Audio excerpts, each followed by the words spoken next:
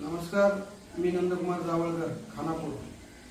समर्थ social foundation Kolhapur यांचं products मधुमेहासाठी Intex D आणि Intex T याचे रिझल्ट अतिशय जबरदस्त आहे. मी माझे मित्र श्रीपती जावळकर यांना शुगरचा त्रास असल्यामुळे त्यांना मी ते औषधे दिलं आणि त्याचे रिझल्ट खूप त्यांना चांगले आले.